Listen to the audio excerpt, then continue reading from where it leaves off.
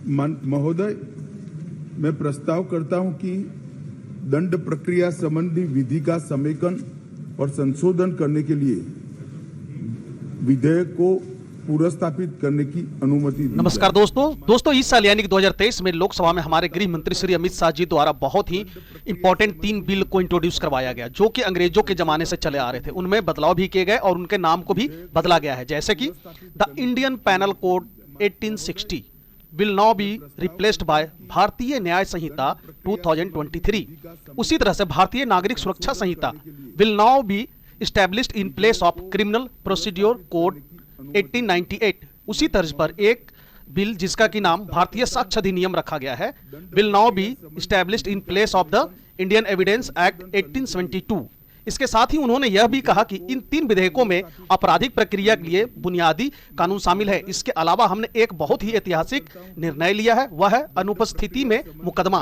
आज हमने तय किया है कि तय प्रक्रिया के बाद सेशन कोर्ट के जज द्वारा जिसे भी भगोड़ा घोषित किया जाएगा उस पर उसकी अनुपस्थिति में मुकदमा चलाया जाएगा और उसे सजा भी दी जाएगी। आइए देखते हैं श्री अमित शाह जी द्वारा इस बिल के इंट्रोडक्शन में और क्या क्या बातें कही गई है। साक्ष्य के साधारण नियमों के समेकित करने के और सिद्धांतों का उपबंध करने के लिए विधेयक को पूर्व प्रस्तापित करने का अनुमति दी जाए। 1 मिनट माननीय गृह मंत्री जी।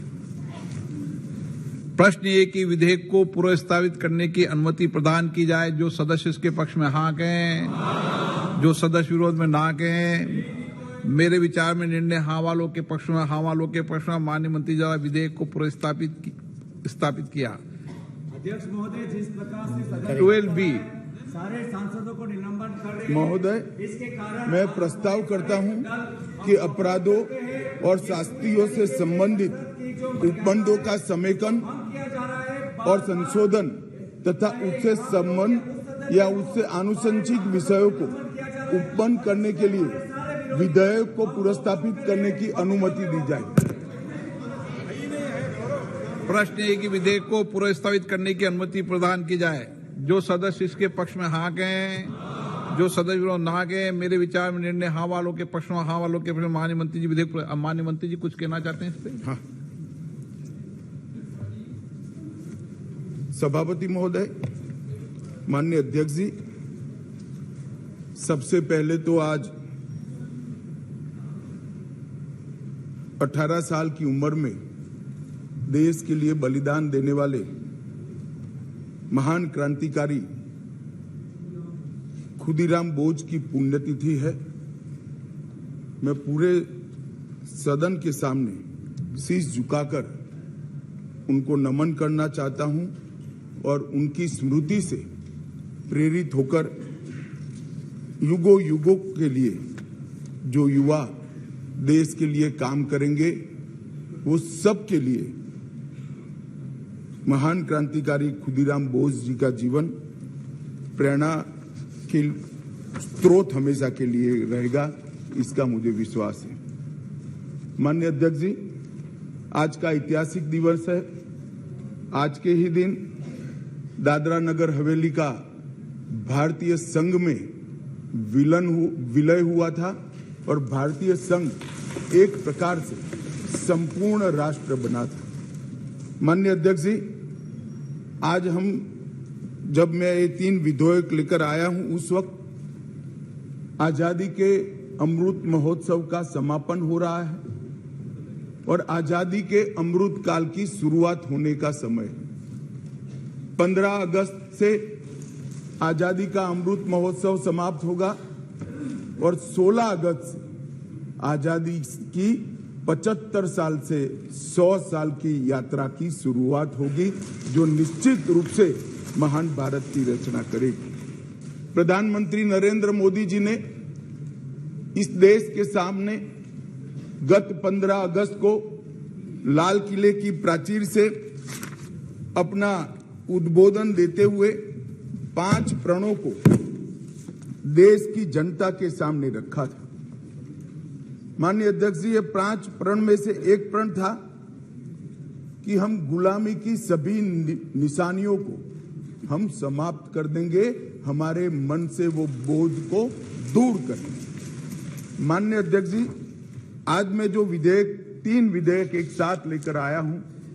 वो तीनों विधेयक एक प्रकार से मोदी जी ने जो 5 प्रण लिए हैं उसमें से एक प्रण की अनुपालना करने वाले हैं।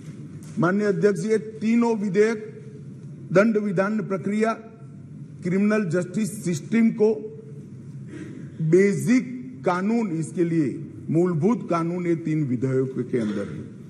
एक है इंडियन पिनल कोड जो 1860 में बनाया गया, दूसरा है क्रिमिनल प्रोसीजर कोड जो 1898 में बनाया गया, और तीसरा है इंडियन एविडेंस एक्ट जो 1872 में बनाया गया। 1860, 1898 और 1872 में अंग्रेजों द्वारा बनाए गए, अंग्रेजों की संसद के द्वारा पारित किए गए ये तीनों कानूनों को समाप्त कर आज हम तीनों नए कानून पुरस्कृत करने के लिए मैं आया हूं। माननीय अध्यक्ष जी, इंडियन पिनल कोड 1860 की जगह भारतीय न्याय संहिता 2023 अब एस्टैब्लिश होगी।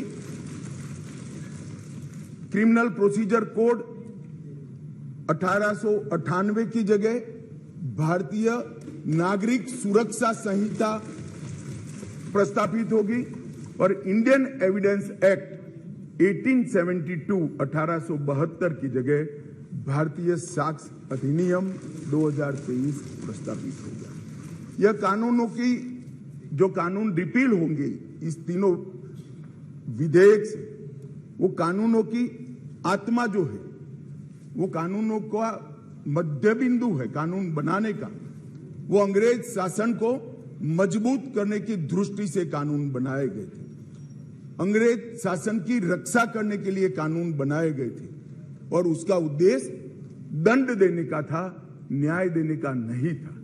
ये दोनों मूलभूत चीजों पर हम परिवर्तन करने जाएंगे। ये तीनों कानूनों को रिप्लेस कर इनकी जगह जो 3 नए कानून बनेंगे उनकी आत्मा होगी भारत के नागरिकों को संविधान प्रदत्त सारे अधिकार जो मिले हैं इसकी सुरक्षा। ये कानूनों का उद्देश्य किसी को दंड देना नहीं होगा, इस कानूनों का उद्देश्य सबको न्याय देना होगा, और न्याय देने की प्रक्रिया में, ये न्याय देने की प्रक्रिया में दंड वही होगा जहां अपराध रोकने का बोध खड़ा करने की जरूरत है। अपराध रोकने के लिए एक प्रकार की भावना खड़ी करने की जरूरत है, वही होगा। और मैं ये तीनों कानूनों को आगे मैं बताता हूं, बड़े ध्यान से इस प्रक्रिया में मैं इन्वॉल्व रहा हूं। अध्यक्ष जी, मैं सदन को आश्वस्त कर सकता हूं कि 1860 से लेकर 2023 पर 23 तक अंग्रेजों ने बनाए, अंग्रेज पार्लियामेंट ने बनाए हुए कानून के आधार पर इस देश की क्रिमिनल जस्टिस सिस्टम चलती रही।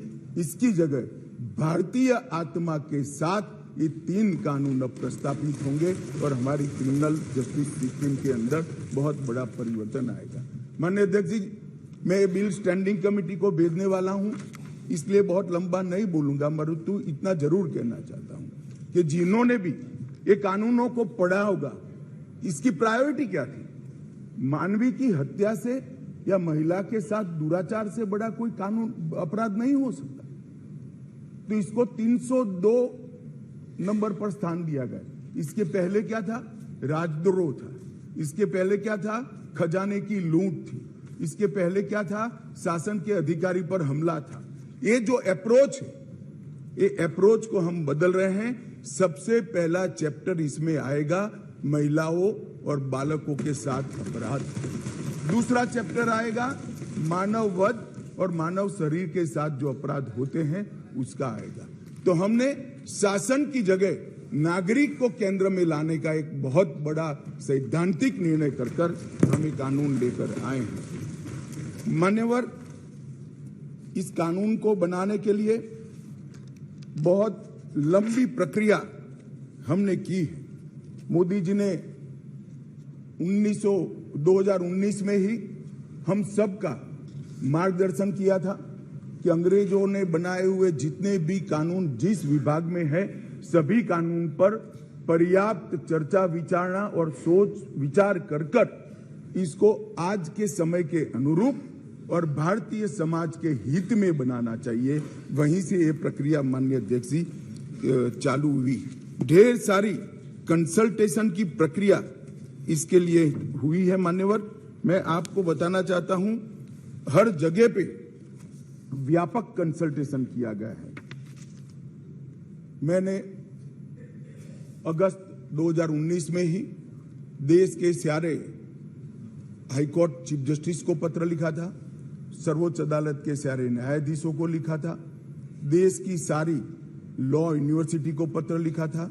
2020 में थोड़ी बेस बनने के बाद सारे सांसदों को लिखा, सारे मुख्यमंत्रियों को लिखा, सारे राज्यपालों को लिखा, संघ शासित प्रदेश के प्रशासकों को लिखा और ढेर सारे कंसल्टेशन के बाद ये प्रक्रिया आज कानून बनने में सफल हुई है। माननीय अध्यक्ष जी, इसका मुझे बहुत बड़ा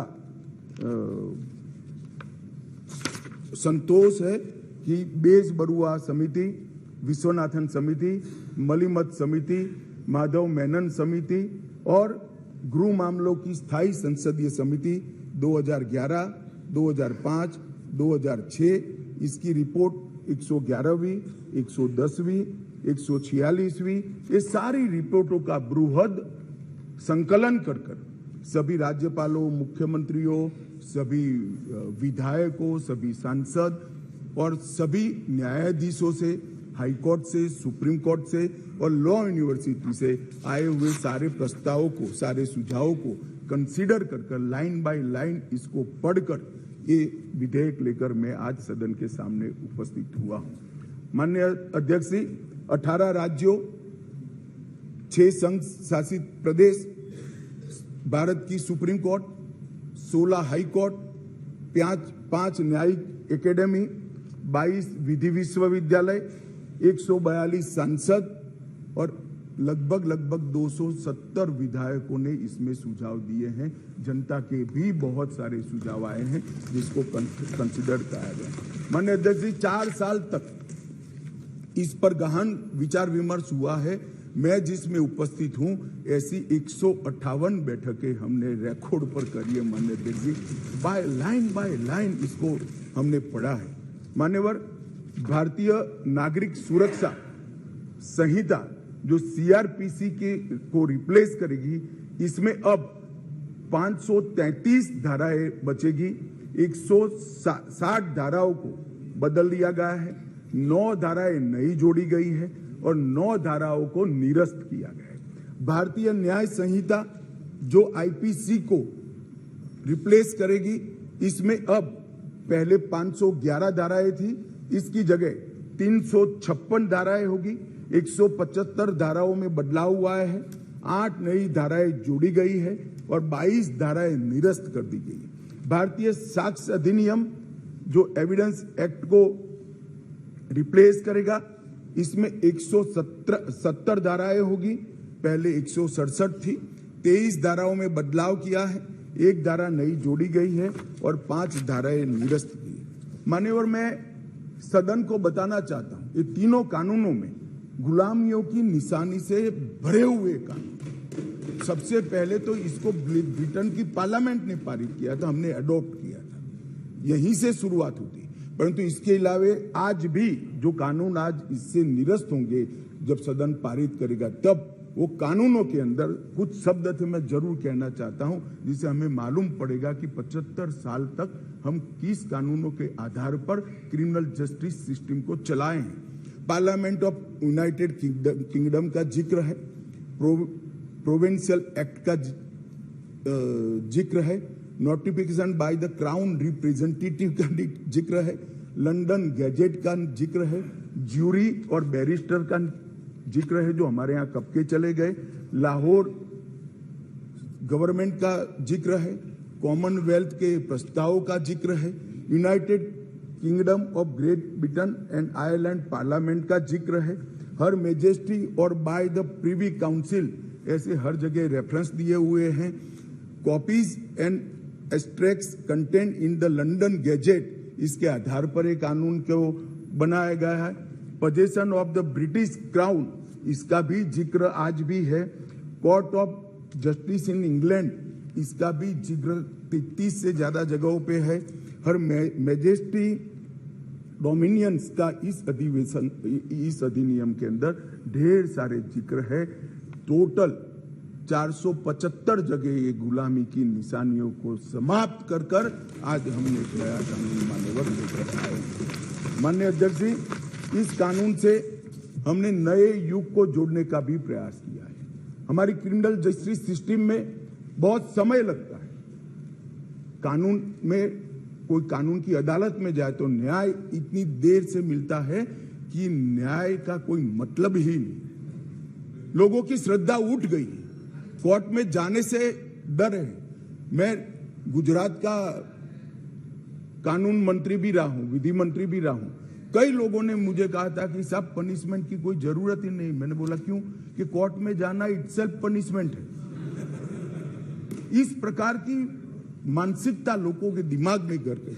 हमने इसीलिए आधुनिक से आधुनिक तकनीक को इसके अंदर समाहित करने का निर्णय किया है। माननीय अध्यक्ष जी, दस्तावेजों की परिभाषा का विस्तार कर इलेक्ट्रॉनिक या digital record, email, server longs, computer, smartphone, laptop, SMS, website, locational साक्ष्य, डिवाइस पर उपलब्ध मेल और मैसेजेस, ये सभी को कानूनी वैधता देता है, जिससे अदालतों के अंदर जो कागजों के ढेर लगते हैं, अंबार लगते हैं, वो समाप्त हो जाएंगे। एफआईआर से केस डायरी और केस डायरी से चार्जशीट और चार्जशीट से जजमेंट तक की सारी प्रक्रिया को डिजिटलाइज करने का प्रावधान इस कानून के अंदर मैं लेकर आया हूं। अदालत की सभी कार्यवाही को टेक्नोलॉजी के माध्यम से करने के लिए हम करते हैं। अभी आरोपी की पेशी ही सिर्फ वीडियो कॉन्फ्रेंस से हो सकती है, अब संपूर्ण ट्रायल क्रॉस सहित की वो वीडियो कॉन्फ्रेंस से होगी। शिकायतकर्ता और गवाहों का परीक्षण भी होगा। जांच पड़ताल और मुकदमे में साक्ष्यों का रिकॉर्डिंग जो करना है वो भी होगा। और उच्च न्यायालय के मुकदमे और सभी अपीलीय कार्यवाही भी डिजिटली संभव होगी। माननीय अध्यक्ष जी, बारे में कोई गोता ही न हो जाए, इसलिए हमने नेशनल फॉरेंसिक साइंस यूनिवर्सिटी और देश भर के सारे विद्वानों को, इस विषय के विद्वानों के साथ बैठकर इसकी चर्चा कर टेक्नोलॉजी के एक्सपर्ट के साथ बैठकर उसको बनाया गया है। सर्च और जब्ती के वक्त मान्यवर हमने कई सारे ऐसे प्रावधान किए हैं जिससे निर्दोष नागरिक को फंसाया न जा सके। सर्च और जब्ती के वक्त ढेर सारी ऐसी फरियादें मेरे यहाँ रख दिया गया, मेरे यहाँ था नहीं, पुलिस लेकर आई, रख दिया। अब हमने सर्च और जब्ती में वीडियोग्राफी को कंपलसरी करा है, जो अब वीडियोग्राफी केस का हिस्सा होगी। पुलिस द्वारा ऐसी रिकॉर्डिंग के बिना कोई भी चालान, चार्जशीट रखा जाएगा वो वैध नहीं होगा। हमारा दोष सिद्धि का प्रमाण बहुत कम है। आजादी के 75 साल के बाद भी हम दोष सिद्ध नहीं कर पाते हैं मान्यवर। इसीलिए फॉरेंसिक साइंस को हमने बहुत बढ़ावा देने का काम किया है। देश के प्रधानमंत्री जी ने एक ऐतिहासिक निर्णय लिया है नेशनल फॉरेंसिक साइंस यूनिवर्सिटी बनाने का। मैं इस सदन के माध्यम से पूरे देश को आश्वस्त करना चाहता हूं कि 3 साल के बाद हर साल 33,000 फॉरेंसिक साइंस के एक्सपर्ट और साइंटिस्ट मिलने लगे। ये इसलिए किया गया कि कानून हम लेकर आने वाले थे मान्यवर। एक कानून में हमने लक्ष्य रखा है कि दोष सिद्धि के प्रमाण को, कन्विक्शन रेशियो को 90% से ऊपर लेकर जाना है, ये हमारा लक्ष्य है। इसलिए हमने एक महत्वपूर्ण प्रावधान किया है कि 7 वर्ष या उससे ऊपर की सजा जिस धाराओं में है वो सभी क्राइम सीन पर फॉरेंसिक टीम की विजिट को हम कंपलसरी कर रहे हैं। और मान्यवर, इसके माध्यम से एक वैज्ञानिक साक्ष्य, एक साइंटिफिक एविडेंस पुलिस के पास होगा, जिसमें कोर्ट में दोषियों को बरी होने की संभावना बहुत कम हो जाएगी। माननीय, ये दोनों चीजें हैं। इसमें एक ऐसा सवाल कुछ एक्सपर्ट्स ने बताया था कि ये इसके लिए शायद देश अभी तैयार नहीं है। ये कानून में हमने ये भी प्रोविजन रखा है कि इलेक्ट्रॉनिक तरीके से केस चलाने के लिए कोर्ट, जिला, राज्य, ये सभी प्रकार के नोटिफिकेशन निकलने के बाद ही वो अप्लाई होगा। मानो एक कोर्ट किसी राज्य ने तैयार कर दी तो वो कोर्ट नोटिफाइड कर सकते हैं, एक जिला जब हो जाएगा तो वो जिला नोटिफाइड कर सकते हैं, एक क्षेत्र हो जाएगा तो क्षेत्र, अंततोगत्वा 27 के पहले पूरे देश की सभी कोर्टों को हम कंप्यूटराइज करके इसी प्रकार से मोबाइल फोरेंसिक वान का भी हमने एडवांस में अनुभव कर लिया है। मान्यवर, आज मैं आपको बता सकता हूं कि दिल्ली के अंदर 7 साल से ऊपर की किसी भी गुनाह होता है, सजा का जिसमें प्रावधान हो, ऐसा कोई भी गुनाह होता है तो एफएसएल की टीम इसको विजिट करती है। ये सफल प्रयोग हमने दिल्ली के अंदर कर दिया है। बेंगलुरु में अब सरकार बदल गई, भगवान जाने क्या होगा, मगर हमारी सरकार थी तब बेंगलुरु में भी इस प्रयोग की शुरुआत की थी। इसके लिए हमने मोबाइल एफएसएल के कंसेप्ट को लॉन्च किया है और सफल कंसेप्ट है। मान्यवर, हर जिले में 3 मोबाइल एफएसएल घूमती रहेगी और गुना के जगह पे जाएगी। नागरिकों की सुविधा सुनिश्चित करने के लिए जीरो एफआईआर को पहली बार आजादी के 75 साल के बाद हम स्थान, गुना कहीं पर भी हुआ, किसी भी थाने का हो, आप हिमालय की चोटी से भी उसको रजिस्टर कर सकते हैं और कन्याकुमारी के सागर के किनारे गुना रजिस्टर होने के बाद 15 दिन में कंसर्न थाने को भेजना होगा। एफआईआर का प्रावधान हम पहली बार जोड़ रहे हैं। हर जिले में और हर थाने में एक ऐसा पुलिस अधिकारी नामित किया जाएगा जिसके परिवारजनों में गिरफ्तारी हुई है, इसको अधिकृत सर्टिफिकेट देना पड़ेगा कि आपके परिजन हमारी कस्टडी में है और इसके लिए अब हम रिस्पॉन्सिबल। कई बार पकड़कर पुलिस 4-4 दिन तक कोई जवाब नहीं देती है मान्यवर, और वहां पर उनको कोर्ट में जाना है और इसकी जगह अब वो ऑनलाइन भी सूचना देनी पड़ेगी और व्यक्तिगत सूचना भी देनी पड़ेगी। यौन हिंसा के मामले में पीड़िता का बयान कंपलसरी कर दिया गया है और यौन उत्पीड़न के मामले में बयान का वीडियो रिकॉर्डिंग भी अब कंपलसरी कर दिया है। मान्यवर, पुलिस को 90 दिन में जिसने फरियाद की है इसका स्टेटस देना हमने कंपलसरी कर दिया है।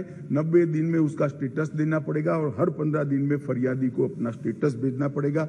7 वर्ष या उससे अधिक के कारावास का केस अगर विड्रॉ करना है तो पीड़ित को सुने बगैर कोई भी सरकार इसको विड्रॉ नहीं कर पाएगी।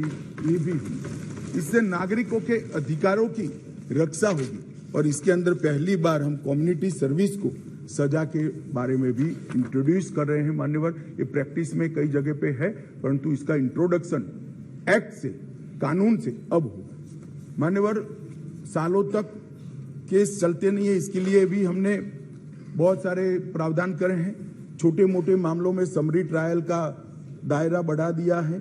समरी ट्रायल को 20,000 तक की गुनाहों में ले लिया गया है और 3 साल तक की जिसमें सजा है वो सारे समरी ट्रायल से हो जाएंगे। इस एक ही प्रावधान से 40% केसों की सेशन कोर्ट से बाहर होकर नीचे ही समरी ट्रायल से समाप्त हो गए। मान्यवर, आरोप पत्र दायर करने के लिए पुलिस अधिकारी आगे की जांच चालू है, आगे की जांच चालू है, आगे की जांच 6-6 साल अब नहीं कर पाएंगे। हमने तय कर दिया है कि 90 दिन में आरोप पत्र दायर करना ही पड़ेगा और कोर्ट भी उनको और 90 दिन की परिस्थिति देखकर परमिशन दे सकती है। 180 दिन में आपको जांच समाप्त कर ट्रायल के लिए भेज देना पड़ेगा। इससे बहुत बड़ा फर्क होगा। वारंट के मामले में भी हमने काफी सारे बदलाव किए हैं। आरोपी व्यक्ति को आरोप तय करने की नोटिस 60 ही दिन में देने के लिए अब कोर्ट बाध्य हो जाएगी। कोर्ट ने चार्ज फ्रेमिंग 60 दिन से ज्यादा लंबा नहीं कर सकती। बहस पूरी होने के बाद 30 दिन में मान्यवर न्यायाधीश ने अपना फैसला देना पड़ेगा। 3-3 साल तक फैसला पेंडिंग नहीं रखा। कई सारे जज ऐसे थे पूरी सुनवाई कर देते थे और फिर बाद में ट्रांसफर हो जाती थी या रिटायर्ड कर जाते थे और ट्रायल फिर से चलती। अब ऐसा नहीं होगा। 30 दिन के अंदर ही फैसला देना पड़ेगा। इसको भी हमने, और फैसले को 7 दिन के अंदर ऑनलाइन उपलब्ध कराना पड़ेगा, जिससे इस पर अपील की कार्यवाही मान्यवर हो जाए। सिविल सर्वेंट के विरुद्ध कोई फरियाद होती थी, पुलिस ऑफिसरों के विरुद्ध कोई फरियाद होती थी, तो एक प्रावधान है जिससे उनको सुरक्षा मिली हुई, सरकार की परमिशन के बगैर इनका संज्ञान या तो चार्जशीट या ट्रायल शुरू नहीं हो सकती। मान्यवर सालों सालों तक कोई परमिशन आती ही नहीं थी और उसके कारण सिविल सर्वेंट के साथ साथ बाकी लोग भी डिले ट्रायल को एंजॉय करते थे। हमने तय कर दिया है कि 120 दिन में सरकार हाँ या ना कह दे, वरना डीम्ड परमिशन माना जाएगा और ट्रायल को फिक्स करना। मान्यवर एक बहुत बड़ा दिक्कत मैंने देखा है कि एसपीएन आते किसी ने एक केस जांच किया है तो डीजीपी या तो रिटायर्ड होने के बाद वो केस चलने पर आता है और उनको गवाही देने जाना है। हमने ये प्रक्रिया के अंदर आमूल चूर परिवर्तन किया है कि जो एसपी अभी नौकरी कर रहा है वो ही फाइल देखकर गवाही देगा, जो पहले था उसको आने की जरूरत नहीं। माननीय बहुत बड़ा क्रांतिकारी बदलाव, इसके कारण इतना देर होती, इतनी देर होती। आज हमने बारीकी से ट्रायल किस चीज के कारण लेट होती है इसका अभ्यास किया है। सबसे ज्यादा डेट अगर लगे तो यही कि भैया वो तो डीजीपी हो गए, डीजीपी साहब को समय नहीं होगा, तहसील में कैसे आएंगे, जब उनकी विजिट है तो 1.5 साल तक गवाही नहीं होती। मगर अब कोई डीजीपी साहब या तो रिटायर्ड बाबू को बुलाने की जरूरत नहीं, वहां जो एसपी है वो फाइल देखकर, और वो डीजीपी साहब को कुछ याद भी नहीं है, उन्होंने भी फाइल देखकर ही कोर्ट को असिस्ट करना है, मगर ये नहीं होता था। अब हमने ये कर दिया है। घोषित अपराधियों की संपत्ति की कुर्की का भी ये है नहीं, वरना यूपीए वालों को बहुत दिक्कत आती इस प्रावधान से। घोषित अपराधियों की संपत्ति की कुर्की का भी हम प्रावधान मान्यवर इसमें लिए। संगठित अपराध के लिए एक नया प्रावधान हम इसके अंदर जोड़ रहे हैं, जो अंतरराज्य गैंग और संगठित अपराध है, इसके विरुद्ध एक अलग प्रकार की कठोर सजा का प्रावधान। महिलाओं के प्रति अपराध और सामाजिक समस्याओं के निपटान के लिए भी हमने ढेर सारे किए हैं। शादी, रोजगार, पदोन्नति के झूठे वादे और गलत पहचान प्रकट कर जो यौन संबंध बनाते थे, उसको अपराध की श्रेणी में पहली बार नरेंद्र मोदी सरकार लाए। गैंग रेप के सभी मामलों में 20 साल की सजा या आजीवन कारावास का प्रावधान किया है, जो आज नहीं है। 18 वर्ष से कम आयु की बच्चियों के मामले में मृत्यु दंड का भी प्रावधान। मान्यवर, मॉब लिंचिंग का बड़ा शोर मचा है, हमने उसको केयरफुली करा है। मॉब लिंचिंग के लिए भी 7 साल आजीवन कारावास और मृत्युदंड तीनों का प्रोविजन कर हम प्रावधान मान्यवर लाए। स्नेचिंग के लिए चाहे मोबाइल का हो चाहे महिलाओं की चेन का हो, कोई प्रावधान नहीं था। बहुत सारे लोग छूट जाते थे क्योंकि वो चोरी भी नहीं होती थी, स्नेचिंग का प्रावधान भी नहीं था। अब स्नेचिंग का भी प्रावधान ले मान्यवर। एक 324, इसमें गंभीर चोट के कारण निष्क्रियता की स्थिति हो जाती थी, मानो कोई अपाहिज हो गया, ब्रेन डेड हो गया, मृत्यु नहीं हुई, पूरा पैर कट गया, हाथ कट गया, तो भी 7 साल की सजा थी। और किसी को थोड़ा लगा, रिपेयर होकर 1 सप्ताह में अस्पताल से बाहर आ गया, तो भी 7 साल। हमने दोनों को अलग कर दिया। हमेशा के लिए अपंगता अगर आती है या ब्रेन डेड होता है तो इसकी सजा को 10 साल या तो आजीवन कारावास में बदलना। बच्चों द्वारा अपराध करने वाले व्यक्ति के लिए, बच्चों के साथ अपराध करने वाले व्यक्ति के लिए सजा को बढ़ाया गया है, 7 से 10 साल किया गया है। पहले जुर्माना काफी कम था, अनेक प्रोविजन में जुर्माने को बढ़ाने का भी काम किया है। मान्यवर,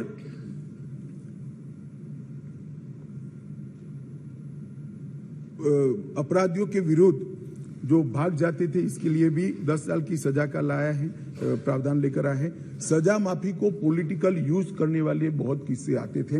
अब हमने कह दिया है कि अगर किसी को सजा माफ करनी है तो मृत्यु की सजा को आजीवन कारावास में बदल सकते हैं। आजीवन कारावास की सजा को 7 साल तक ही माफ कर सकते हैं। 7 साल के कारावास को 3 साल तक ही माफ कर सकते हैं। किसी भी गुनहगार को, अभी बिहार में कुछ मामले आए हैं सामने, इसी प्रकार से राजनीतिक रसूख वाले लोगों को छोड़ा नहीं जाएगा, उनको भी सजा मिलेगी। इसका भी प्रावधान मान्यवर हम लेकर आए हैं। मान्यवर, राजद्रोह पर ये अंग्रेजों ने अपने शासन को बचाने के लिए एक कानून बना था। मैं इस सदन को कहना चाहता हूं, एक ऐतिहासिक निर्णय इस सरकार ने किया है। राजद्रोह को कंप्लीटली हम रिपील कर रहे हैं, कंप्लीटली।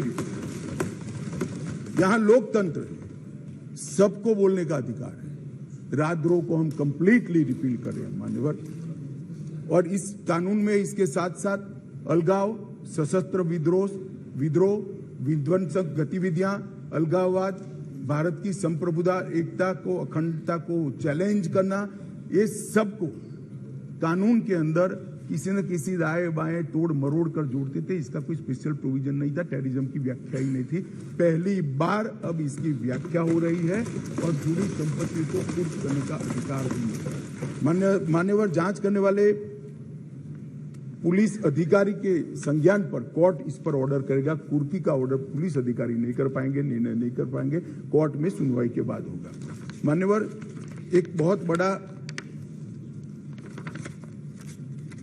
ऐतिहासिक फैसला हमने किया है, अनुपस्थिति में ट्रायल। कई सारे केसों में दाऊद इब्राहिम वांटेड है, चले गए, देश छोड़कर भाग गए, आज उन पर ट्रायल नहीं होती। हमने तय किया है कि सेशन कोर्ट के जज ड्यू प्रोसीजर के बाद जिसको भगोड़ा घोषित करेंगे उसकी अनुपस्थिति में ट्रायल होगी और उनको सजा भी सुनाई। दुनिया में वो कहीं पर भी छिपके सजा सुनाई जाए। मान्यवर, इससे बहुत बड़ा फर्क पड़ने वाला है और वो सजा के खिलाफ अपील करना है तो न्याय की शरण में आए, अपने आप को भारतीय कानूनों के शरण में, भारतीय कानूनों की शरण में लाए और अदालत के सामने जाए तो हाईकोर्ट में चैलेंज करें। मान्यवर, मैं सार्वजनिक जीवन में बहुत बचपन से हूं, राज्य का गृह मंत्री भी रहा हूं। मैंने बहुत सारे थाने विजिट किए, बहुत सारे सदस्य भी थाने में गए होंगे। आप देखे होगा टूटी फूटी साइकिल, टूटी फूटी गाड़ी, टूटी फूटी ऑटो सालों तक पड़ी, सबने देखा। वो इसलिए पड़ा है कि कानून में प्रोविजन है कि केस के निपटारे तक इसको संभाल पर रखना। हमने प्रोविजन कर दिया है इसकी वीडियोग्राफी करना, वीडियोग्राफी की सर्टिफाइड कॉपी कोर्ट में जमा कराना और फिर इसका निपटारा आप कर सकते हो। इससे कम से कम पुलिस स्टेशन की स्वच्छता ध्यान रखना। मान्यवर, इस प्रकार के, मैंने तो अभी थोड़ा बताया, इस प्रकार के ढेर सारे बदलाव इस कानून के अंदर हम लेकर आए हैं। टोटल 313 बदलाव है मान्यवर। और मैं इतना कह सकता हूं कि हमारी न्यायिक दंड प्रक्रिया, क्रिमिनल जस्टिस सिस्टम के अंदर आमूलचूल परिवर्तन होगा और सबको ज्यादा से ज्यादा 3 साल के अंदर न्याय। मान्यवर, इसमें पुलिस अधिकारियों को भी जवाबदेह किया है, वकीलों को भी जवाबदेह किया है और न्याय करने वाले के लिए भी मर्यादाएं रखी है। इसमें महिलाओं का और बच्चों का विशेष ध्यान दिया गया है। अपराधियों को सजा हो इसकी चिंता की गई है और पुलिस अपने अधिकारों का दुरुपयोग न कर पाए, ऐसा भी है। इसके अंदर राजद्रोह जैसे कानूनों को एक और हम निरस्त कर रहे हैं तो दूसरी ओर धोखा देकर महिला का शोषण करने वाले और मॉब लिंचिंग जैसे जघन्य अपराध करने वालों को दंडित करने का भी एक और हमने राजद्रोह को रिपील किया है, दूसरी ओर संगठित अपराध और टेररिज्म पर नकेल कसने का काम भी हमने किया है। मान्यवर, मैं मानता हूं कि तीनों संहिता अपने आप में संपूर्ण है, परिपूर्ण है, परंतु 1807, 1828, 88 और 1878 से कानून प्रचलन में कोई भी व्यक्ति, कोई भी डिपार्टमेंट या कोई भी व्यक्तियों का समूह इसको कंप्लीट नहीं कर सकता। इसलिए मैंने निर्णय किया है मान्यवर कि इस कानून को मैं स्टैंडिंग कमेटी को, गृह विभाग की स्टैंडिंग कमेटी को देना चाहता हूं, जिससे पक्ष विपक्ष सभी संसद सभ्य इस पर अपना, काफी संसद सभ्यों ने दिया है, परंतु इस पर काफी अच्छी सोच विचार हो। इस पर बार काउंसिल भी चर्चा करे, बार एसोसिएशन भी चर्चा करे, कुछ रिटायर्ड न्यायिक अधिकारी भी चिंता करें और हम लॉ कमीशन को भी भेजेंगे, लॉ कमीशन भी अपनी टिप्पणियां दे। तो कुल मिलाकर ये सब आने के बाद ये विधेयक को उचित परिवर्तन करने के बाद मैं फिर से इस सदन के लिए आऊंगा। मैं आपको अनुरोध करता हूं माननीय स्पीकर महोदय कि मैं विधेयक को पुनर्स्थापित करता हूं और माननीय स्पीकर महोदय मैं ये भी अनुरोध करता हूं कि विधेयक को जांच हेतु विभाग संबंधी गृह कार्य संबंधी संसदीय स्थायी समिति को एक प्रश्न ये कि विधेयक को